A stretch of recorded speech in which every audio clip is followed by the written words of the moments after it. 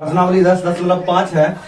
इसको बनाने से पहले इससे संबंधित कुछ प्रमेय है जो कि सबको समझना पड़ेगा। जब तक हम लोग इस प्रमेय को नहीं समझेंगे तो प्रश्नावली 10.5 का एक भी सवाल हमसे नहीं बनने वाला है। प्रश्नावली 10.5 बनाने से पहले इस सारा प्रमेय को हम लोग को याद करना पड़ेगा। इसी से जो है हम लोगों को ये प्रश्नावली 10.5 का सवाल बनाने में सुविधा मिलेगा। इसमें प्रमेय कहता है कि एक चाप द्वारा केंद्र पर आंतरिक कोण वृत्त के शेष भाग के किसी छूट गया यहाँ पर किसी बिंदु पर आंतरिक कोण का दुगुना होता है। मतलब एक चाप द्वारा जो है वृत्त पर जो कोण बनता है तो जो शेष भाग बचता है उसका उस पर जो कोण बनता है उसका डबल होता है। इसको हम लोग इस डायग्राम की सहायता से समझेंगे। मान लेते हैं एक चाप हमारा वो कौन था, ए से बी ये चाप है।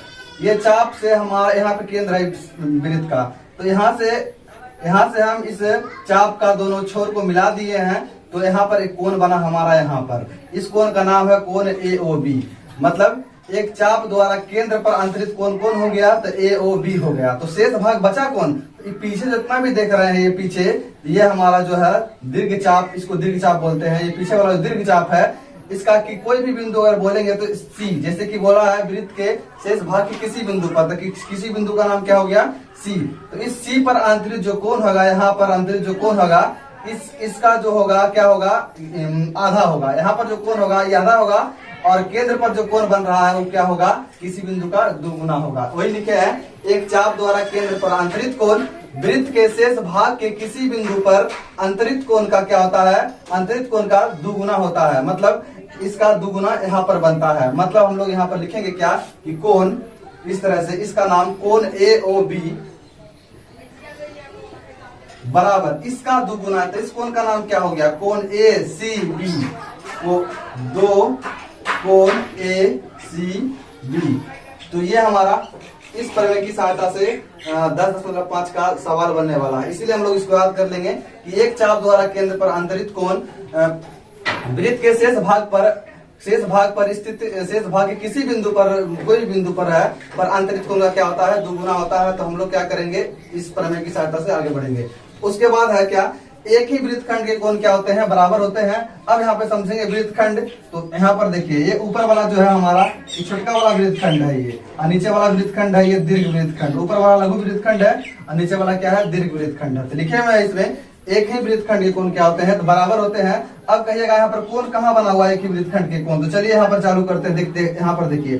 तो यहाँ पर जो कोण बना हुआ है इस PQ से यहाँ पर और इसी PQ से यहाँ पर भी कोण बना हुआ है। और इस प्रमेय के अनुसार एक ही वृत्तखंड के कोण क्या होते हैं बराबर होते हैं। मतलब इस कोण के बारे में कह रहा है यहाँ पर जो कोण बना, यहाँ पर जो कोण बना वो दोनों बराबर होगा। मतलब यहाँ पर इस कोण का नाम क्या हो जाएगा कोण PRQ, कोण PRQ बराबर यहाँ पर जो कोण बना इसका नाम क्या हो जाएगा, आप इसको लिख सकते हैं QSP, कोण QSP। तो ये हो गया एक ही वृत्तखंड के कोण बराबर होते हैं। अब आगे बढ़ते हैं चक्रीय चतुर्भुज में आते हैं। यहाँ चक्रीय मिट गया है। चक्रीय चतुर्भुज के सम्मुख कोणों के प्रत्येक युग्म का योग कितना होता है 180 डिग्री होता है।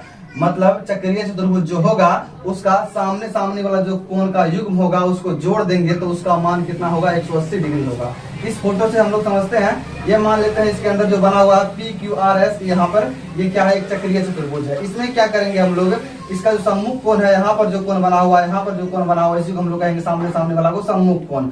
ठीक है, तो यहाँ पर लिखे हैं चक्रीय चतुर्भुज के सम्मुख कोणों के प्रत्येक युग्म का योग 180 डिग्री होता है। इसको जोड़ के 180 होना चाहिए और यहाँ पर भी इसको भी जोड़ के कितना होना चाहिए 180 होना चाहिए। मतलब यहाँ पर क्या होना चाहिए इसके अनुसार कोण P प्लस कोण S, कोण P प्लस कोण S जोड़ करके 180 डिग्री। साथ ही में इस कोण के बारे में देख लेते हैं। तो इसका भी मान क्या होना चाहिए कि कोण R प्लस कोण Q बराबर भी 180 डिग्री। ये हो गया। अब इसी का विलोम नीचे दिया गया है। इसी का विलोम है चक्रीय चतुर्भुज का। यदि किसी चतुर्भुज के एक सम्मुख कोण के एक युग्म का योग 180 डिग्री हो जाए तो वह एक चक्रीय चतुर्भुज होता है। यदि किसी चतुर्भुज के एक सम्मुख कोण का कि एक युग्म का योग 180 डिग्री हो जाए तो वो क्या होता है, एक चक्रीय चतुर्भुज होता है। इसका विलोम है ये, ठीक है। इसका उल्टा है, मान लेते हैं कोई भी चतुर्भुज है दिया हुआ इस तरह से, कोई भी चतुर्भुज है। अब आपको बोलेगा क्या ये चक्रीय चतुर्भुज, आप इसको इस बात की पुष्टि करिए।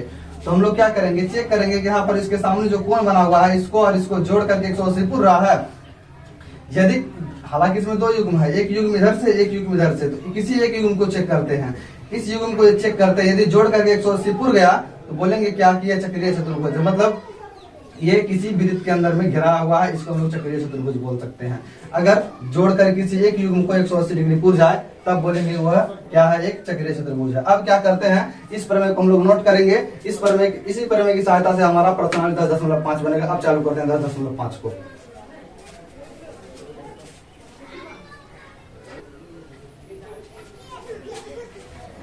तो चलिए प्रश्नावली 10.5 करते हैं। क्वेश्चन नंबर 1 कहता है कि आकृति 10.36, यहाँ पर एक आकृति दिया गया। इस आकृति को हम लोग क्या करते हैं, यहाँ पर बना लेते हैं। यहाँ पर इस आकृति को बनाएंगे, 1 मिनट।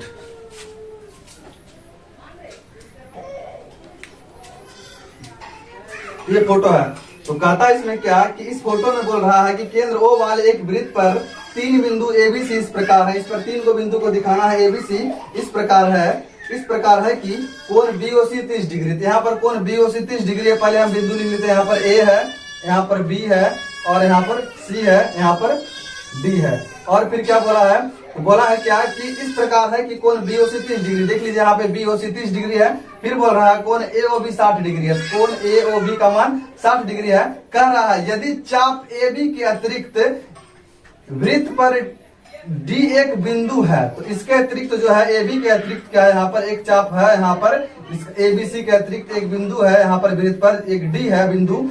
तो कहता है कोण ADC का मान ज्ञात करिए। तो कोण ADC का मान ज्ञात करना मतलब यहाँ पर जो कोण बना हुआ है उसका मान ज्ञात करने के लिए कहता है। अब चलिए इसको बनाते हैं। सबसे पहले हम लोग को ये समझना है कि यहाँ पर एक केंद्र पर आखिर कोण कितना, टोटल कितना डिग्री का बन रहा है। मतलब यहाँ पर जो कोण बन रहा है ये दोनों मिला के कितना बन रहा है, इसका नाम क्या है। इसका नाम, बड़का का नाम यहाँ से देखते हैं, इसका नाम है AOC। मतलब यहाँ पे लिखेंगे कोण AOC बराबर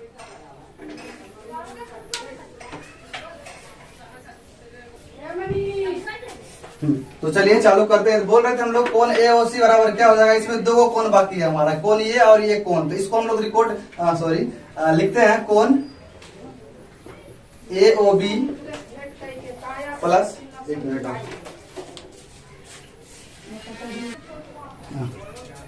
कुछ आदमी आ गए थे तो थोड़ा सा वीडियो रुकना पड़ गया। तो चलिए हम लोग क्या कर रहे थे, इसमें कोण AOC को लिख रहे थे। कोण AOC में दो कोण शामिल है हमारा, कोण AOB और कोण BOC। तो हम लिख दिए यहाँ पर कोण AOB बराबर 60 डिग्री लिख दिए। यहाँ पे दिया हुआ है और कोण AOB यहाँ पे लिखा हुआ है। अब लिखेंगे कोण BOC का मान, यहाँ पर लिखेंगे कोण BOC। मतलब कोण AOC में दो कोण हमारा शामिल है। AOC में कौन कौन, तो AOB और BOC यहाँ पर लिख दिए। तो बराबर लिखेंगे यहाँ पर AOB का मान 60 डिग्री दिया हुआ है, 60 डिग्री लिख दिए।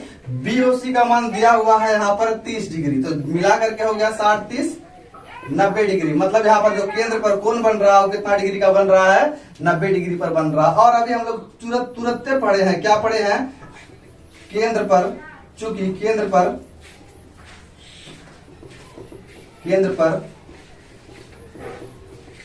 अंतरित कोण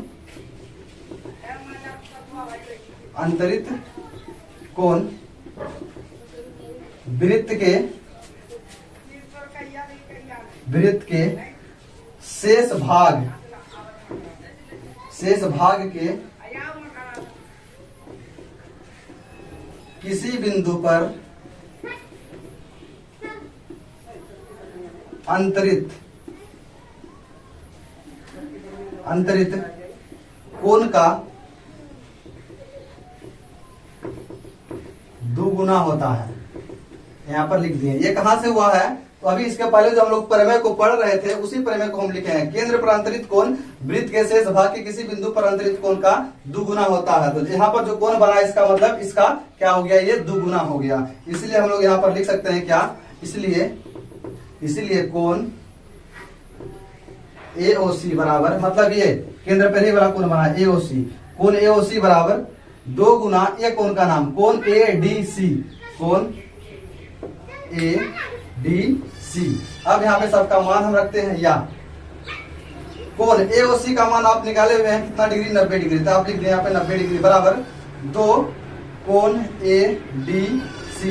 अब क्या करना है, 2 को ई पार भेज लेना है या 90 डिग्री बाय 2 तो यहाँ पर क्या हो गया, कोण ए डी सी।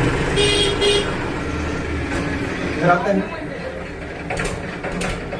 या कोण ए डी सी बराबर क्या हो जाएगा, इसको काटेंगे हम लोग तो 2 से लगाएंगे इसमें, तो 2 चौके 8, 2 चौके 8, 1 बच गया 10 हो गया, 2 पंचे 10, तो 45 डिग्री हो गया।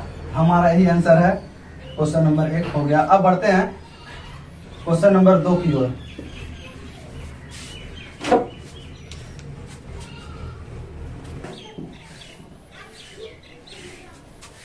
क्वेश्चन नंबर 2 है, कहता है क्या किसी वृत्त की एक जीवा वृत्त की त्रिज्या के बराबर है। तो इसका एगो कोई जीवा लेते हैं जो इसका त्रिज्या के बराबर है। मान लेते हैं हम लोग यहाँ पर इसका एगो जीवा किस लेते हैं, ये बहुत बड़ा हो गया, थोड़ा सा नीचे। ये कहते हैं क्या, ये जीवा जो है यहाँ पर मान लेते हैं ए और बी, ये यहाँ पर इसका केंद्र है इस वृत्त का।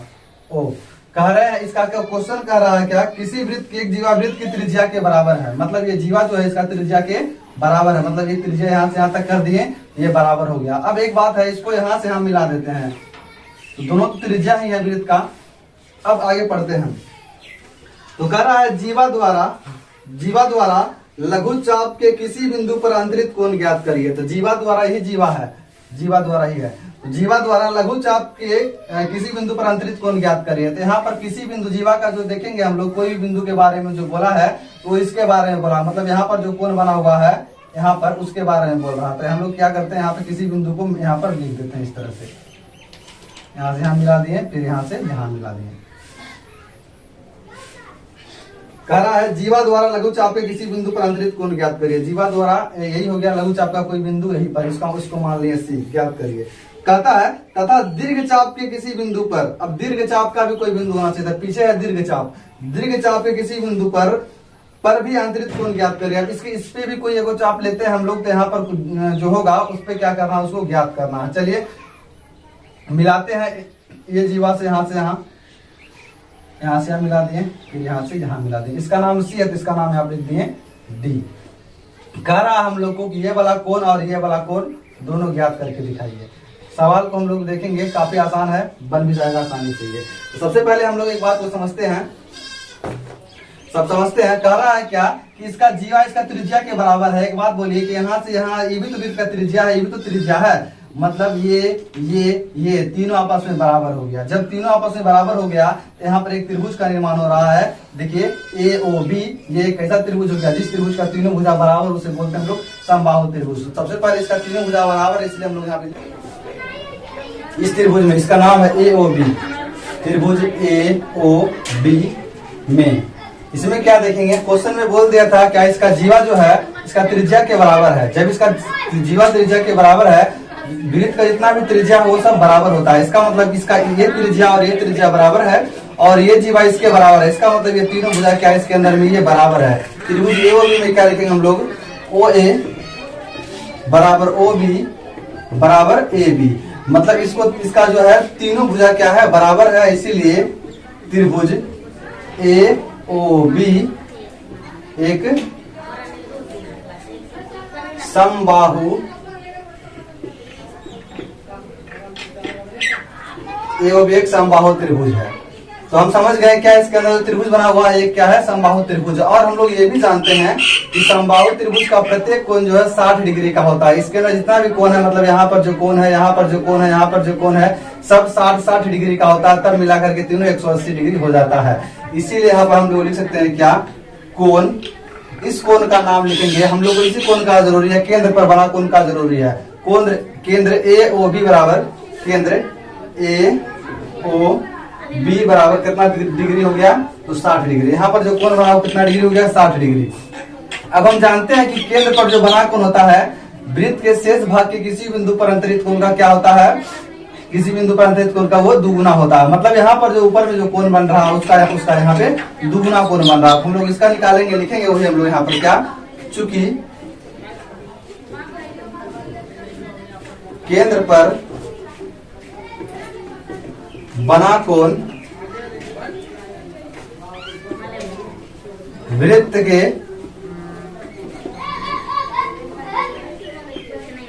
शेष भाग के किसी बिंदु पर अंतरित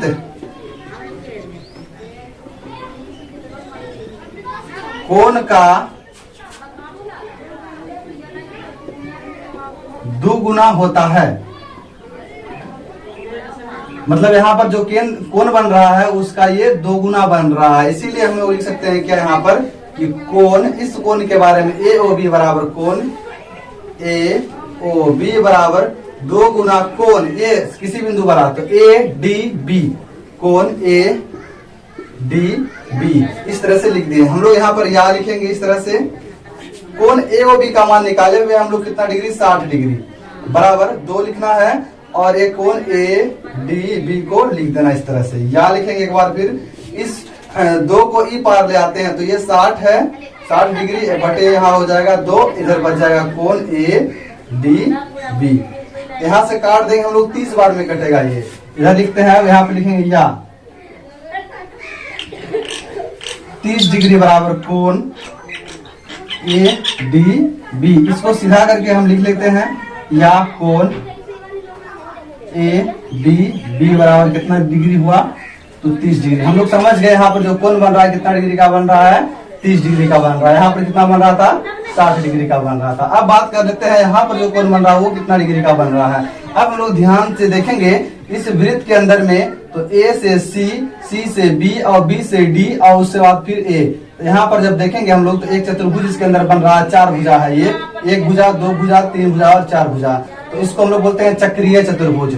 और वृत्त के अंदर जो चतुर्भुज होता है उसी को हम लोग क्या बोलते हैं, चक्रीय चतुर्भुज, जिसका क्या होता है, सम्मुख कोण 180 डिग्री होता है। फिर यहाँ पर लिखेंगे चूंकि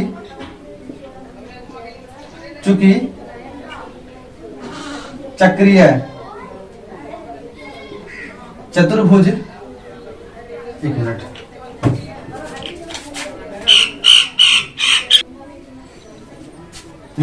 तो क्या, चूंकि चक्रीय चतुर्भुज के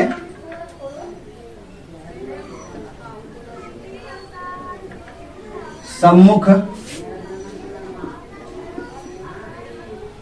कोणों के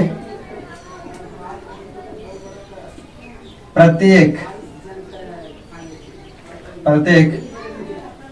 युग्म का योग